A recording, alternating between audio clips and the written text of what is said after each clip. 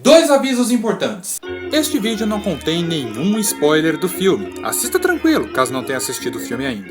Amanhã sai o vídeo comentando tudo com spoilers. Segundo aviso, o autor dessa crítica, que é este que vos fala e este que vocês estão vendo, está num português dos mais claros, cagando e andando pra toda e qualquer briga de fanboy. No vídeo sobre a última grande adaptação de quadrinhos lançada, ele fez comparações dela apenas com outras obras do mesmo estúdio e fingiu que a concorrência não existia.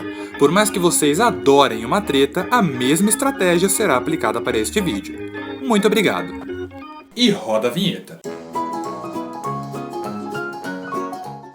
Sejam bem-vindos a mais um pós-créditos e chegou a hora, mais um dos grandes lançamentos de 2016 acaba de chegar ao cinema. Eu estou falando de Capitão América Guerra Civil. Eu estou emocionado de estar gravando pós-créditos de blues. E se você acabou de chegar aqui no canal, se você é novo e nunca assistiu nenhum vídeo aqui do pós-créditos, fique avisado que existe uma maratona rumo à Guerra Civil. Eu falei dos principais filmes da Marvel que culminaram aqui neste Capitão América Guerra Civil. Seriam aí eles Homem de Ferro, de 2008, Os Vingadores, Capitão América 2, O Soldado Invernal e Vingadores Era de Ultron. Então tem uma playlist com a crítica de todos esses vídeos que tá aqui embaixo, vai aparecer no final do vídeo. Se você quiser ver esse vídeo inteiro para depois ver a playlist, ela vai aparecer no final do vídeo para você conferir aí as críticas de todos esses filmes e comentar lá também, beleza? E sem mais enrolação, vamos falar de Capitão América Guerra Civil. Acho que a essa altura do campeonato eu não preciso me ater muito à história de Guerra Civil. Praticamente todo mundo já conhece, seja pelos trailers, pelos quadrinhos ou por outras críticas que já saíram por aí. Mas só pra falar rapidinho, pra não deixar passar em branco aqui, nos últimos anos muita destruição foi causada ao redor do mundo por causa de batalhas envolvendo super-heróis. E a negligência deles frente a esses eventos tem irritado um pouco as pessoas e o governo também. Com isso a ONU cria o Tratado de Sokovia. Sokovia, pra você que não lembra, é o lugar ali onde acontece toda a ação do final de Vingadores Era de Ultron. Esse acordo, no caso, vai fiscalizar os super-heróis. Eles só vão poder agir ali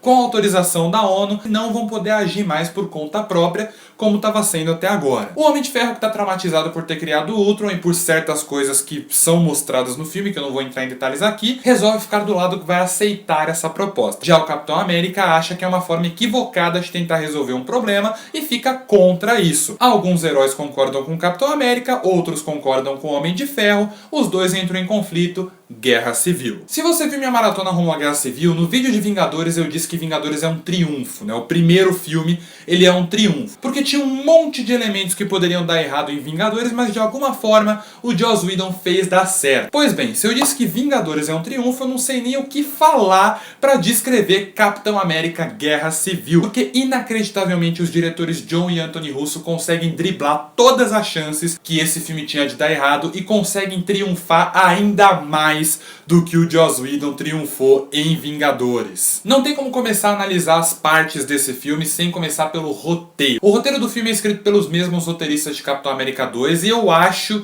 que eles também estão escrevendo o roteiro de Vingadores 3. E é muito legal ver como Guerra Civil tem um roteiro enxuto, um roteiro redondo, não tem barriga. Tudo que acontece no filme é essencial, toda informação é importante, não tem ceninhas desnecessárias igual vários momentos ali de Era de Ultron. Toda a história é extremamente bem pensada para aquelas 2 horas e meia de filme. Aliás, uma comparação que é inevitável fazer é com Vingadores Era de Ultron, porque é o filme mais recente que a gente viu com vários desses heróis, e é impressionante como esse filme acerta em tanta coisa que Era de Ultron errou. Em Era de Ultron a gente tinha várias cenas e vários personagens e várias situações sendo jogadas na tela aleatoriamente para o espectador conseguir tentar fazer a ligação entre as coisas. Em Guerra Civil não, tudo é amarrado. Todos os personagens, são mais de 10 personagens e todos têm as suas motivações. Você entende por que cada herói está defendendo um lado. Você entende perfeitamente as ideologias do Homem de Ferro e do Capitão América. Por que a Feiticeira Escarlate está do lado do Capitão América. Por que a Viúva Negra ficou do lado do Homem de Ferro. A gente consegue entender tudo isso sem que o filme perca muito tempo desenvolvendo personagem a personagem. Não, a gente não tem isso. A gente tem um desenvolvimento ali de uma situação, que é essa questão da fiscalização dos super-heróis.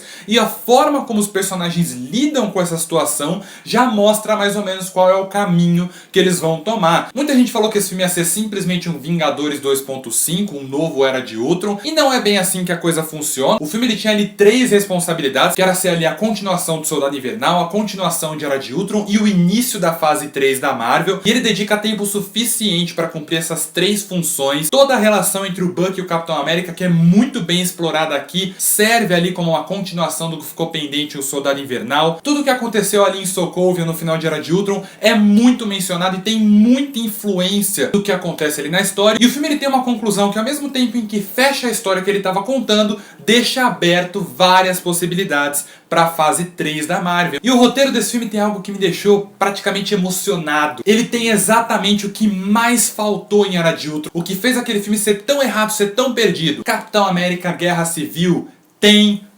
foco. Ele tem uma história pra contar, ele conta essa história e ele não se desvia dela. O fanservice existe, as referências ao futuro da Marvel também existe, mas tudo ali é contextualizado dentro do roteiro pra funcionar dentro dessa história. Não tem cenas como a do Thor no ofurô vendo as joias do infinito, não tem essas coisas aleatórias que são simplesmente jogadas em tela pra antecipar um filme que vai acontecer daqui a 2 anos. O Pantera Negra não pipoca no filme sem motivo nenhum. Não, o roteiro ele tem toda uma explicação, ele monta ali todo um cenário para o Pantera Negra aparecer e para a aparição dele fazer sentido. A aparição do Homem-Aranha é um puro fanservice, né? Só para os fãs terem um gostinho do que vai ser o Homem-Aranha da Marvel. Mas ele é um fanservice inofensivo, ele não atrapalha a trama, ele não quebra o ritmo da história, ele tá ali no meio e a história continua andando com ele, poderia andar sem ele também, mas com ele é muito melhor, então para que tirar o personagem? E o fato da história nunca se dispersar, de tudo que tá acontecendo ali na tela ter a ver com a história principal do filme, com a história que está sendo contada, faz com que o espectador mergulhe de cabeça naquela trama. Você se importa com tudo aquilo que está acontecendo, você se importa com aqueles personagens, você se importa com a situação, você se questiona qual lado que é o certo. Muita gente, muitos fãs principalmente, entraram no cinema já com a certeza de qual lado eles estavam defendendo. E durante o filme é inevitável você não se questionar. Isso, diga-se de passagem, é outro grande acerto do roteiro, é que eles equilibraram um pouco as ideologias dos dois times. Quem não leu HQ, fique sabendo que é praticamente impossível defender o Tony Stark na HQ. E o filme ele foi muito inteligente em equilibrar esses dois lados. O Capitão América não é tão certinho quanto é na HQ, e o Tony Stark não é tão filho da mãe quanto é na HQ. Você entende os dilemas e os argumentos dos dois, e você tem isso para trabalhar o filme inteiro. Você debate com essa ideia o filme todo. Isso foi uma mudança muito positiva em relação à HQ. Não que a HQ não seja boa, ela é fantástica, mas isso torna a história ainda mais interessante. Toda essa história um pouco mais séria iria por água abaixo se não fosse o elenco, e todo o elenco desse filme tá afiadíssimo. Finalmente deram material pro Robert Downey Jr. trabalhar em filme da Marvel. O personagem tá incrível. É impressionante ver como estavam desperdiçando tanto o Tony Stark quanto o Robert Downey Jr. no cinema, cara. Porque o Robert Downey Jr. ele é um ator excelente, muito como um ator dramático. E nesse filme eles finalmente dão material para ele trabalhar esse lado. Você se envolve mais com o Tony Stark, você sente por ele, você entende o lado dele, você entende o dilema dele. Por mais que você não concorde, mas você consegue entender porque ele defende aquilo. O Chris Evans, falei lá no vídeo de Capitão América 2, ele estava numa escalada com o Capitão América, ele chegou ao ápice em Capitão América 2 e ele continua o bom trabalho dele aqui. De repente esse cara virou um bom ator, eu não sei como isso aconteceu, mas fico muito feliz que aconteceu. Quando eu vi o filme do Homem-Formiga e eu fiquei sabendo que ele ia aparecer na Guerra Civil, eu fiquei me perguntando como que iam colocar ele no filme. Eu não conseguia ver espaço pro Homem-Formiga ali, mas acredite, ele tem espaço e ele rouba o filme quando ele aparece. O Paul Rudd ele é muito carismático e o Chadwick Boseman como Pantera Negra ele surpreende, deixa ali um gostinho de quero mais. Como eu disse, o personagem ele é apresentado de forma muito competente, né? Tem toda uma história ali que é criada para conseguir inserir o Pantera Negra de uma forma que não soe forçada e funciona muito bem. Mas, cara, quem chama atenção, quem deixa a gente feliz, quem deixa qualquer fã de quadrinhos com um sorriso no rosto, é o Tom Holland como Homem-Aranha. Um show de carisma. Eu tinha ficado meio assim de decidirem que o Homem-Aranha ia ser mais jovem, né? Ia ter 15 anos em Guerra Civil, porque na HQ ele é um cara mais velho e tudo, ele debate com o Homem de Ferro, aquela coisa toda. E nesse filme ele tem 15 anos, mas quando ele aparece faz todo o sentido do mundo. O Tom Holland, ele tem a cara, ele tem o carisma, ele tem todo o jeito perfeito para um Homem-Aranha da Marvel Studios. Quando falaram que ia ter mais um filme de solo do Homem-Aranha, eu fiquei meio de saco cheio, porque eu não aguento mais filme solo do Homem-Aranha, mas depois de Guerra Civil, cara, eu quero ver o filme dele amanhã. É um Homem-Aranha que todos os fãs sonham em ver no cinema há anos. E já que eu tô falando do Homem-Aranha, do Homem-Formiga, do Pantera Negra, vamos focar na parte onde eles brilham, que são as cenas de ação. Uma coisa que incomodou muita gente em Capitão América 2 foram as cenas de ação. Pois bem, os irmãos Russo ouviram as críticas e melhoraram muito em todos os aspectos no que diz respeito às cenas de ação. O que mais me admira nesses caras é fazer grandes cenas de ação em lugares que claramente não foram feitos para grandes cenas de ação. Toda a sequência inicial do filme é numa cidade cheia de ruas estreitinhas, você tem uma cena no túnel no meio da cidade, você tem uma cena no aeroporto, a luta final num lugar mega fechado. E em Capitão América 2 eles fizeram isso também, a melhor sequência de ação do filme é dentro de um elevador, e eles repetem isso em Guerra Civil, mas fazem de uma maneira espetacular. Todas as cenas de ação desse filme são muito boas, são extremamente bem dirigidas. Você consegue notar as referências a outros filmes, né? A sequência inicial lembra muito a trilogia Bourne, a câmera tremendo, insana, aquela correria. É uma cena alucinante, você não consegue respirar, ela vai pulando de personagem para outro e você vê eles trabalhando em equipe ali de uma forma muito bacana. A batalha final ali no clímax quebra um paradigma da Marvel e dos filmes de super-herói como um todo, de ter que ter ali uma grande batalha em escala épica, com explosões, aquela coisa. Não tem nada disso, porém a batalha final é fantástica. Eu vou falar mais dela no vídeo com spoilers, não dá pra entrar em muitos detalhes aqui, senão eu vou estragar a experiência de todo mundo, mas é uma batalha sensacional porque é agoniante, porque o filme inteiro foi construído de uma maneira que quando você chega ali na batalha final, ela tem um significado completamente diferente pra você. Eu não vou entrar em muitos detalhes, fica meio confuso, mas eu vou falar mais no vídeo com spoilers. Mas é claro que nenhuma sequência é mais impressionante, é mais espetacular que é a sequência do aeroporto. Se você já viu mais críticas desse filme, você deve estar cansado de ouvir isso, porque todas elas estão falando a mesma coisa, porque é um fato, é uma unanimidade. A sequência do aeroporto é a melhor sequência de ação de um filme da Marvel, e uma das melhores sequências de ação de um filme de quadrinhos de longe. Eu vi essa sequência e quanto mais ela se desenrolava, mais eu pensava como isso tá funcionando, como os irmãos Russo estão fazendo isso funcionar. São vários personagens, várias lutas e várias coisas acontecendo ao mesmo tempo. Tem vários momentos em que você vê vários personagens lutando em pontos diferentes ali da tela. Isso tinha tudo pra ser uma bagunça, mas você consegue entender tudo o que tá acontecendo. Primeiro porque o filme desenvolve toda a história muito bem até culminar nessa grande batalha no aeroporto, mas a batalha em si é magistral, ela é orquestrada de uma maneira fantástica, direção incrível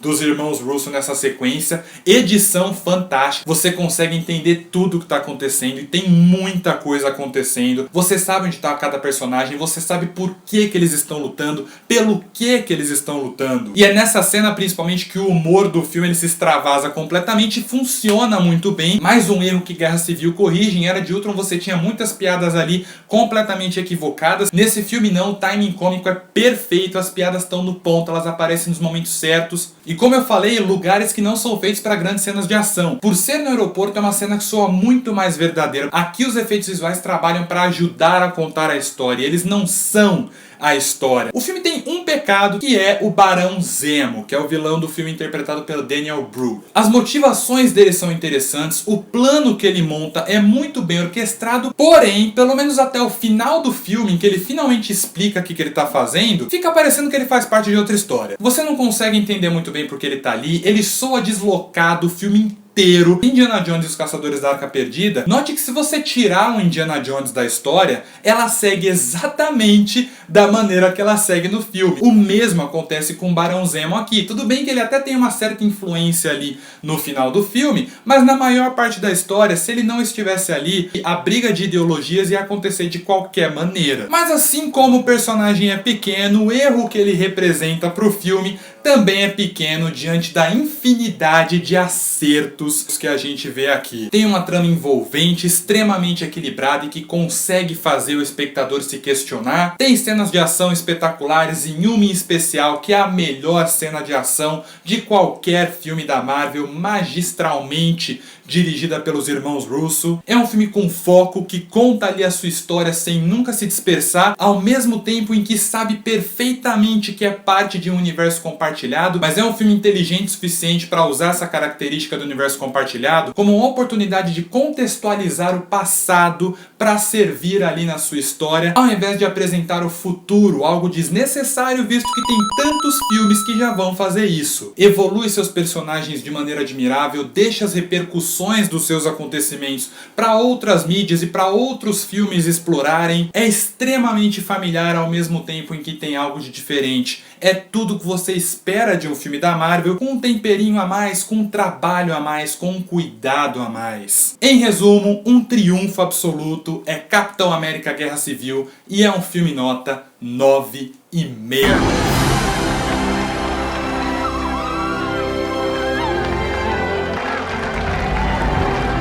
E este foi mais um pós-créditos. Fique ligado porque amanhã sai o vídeo com spoilers em que eu comento aí todos os aspectos do filme de forma mais detalhada. Então fica ligado para conferir o vídeo. Enquanto isso eu vou ficando por aqui. Até a próxima. Falou!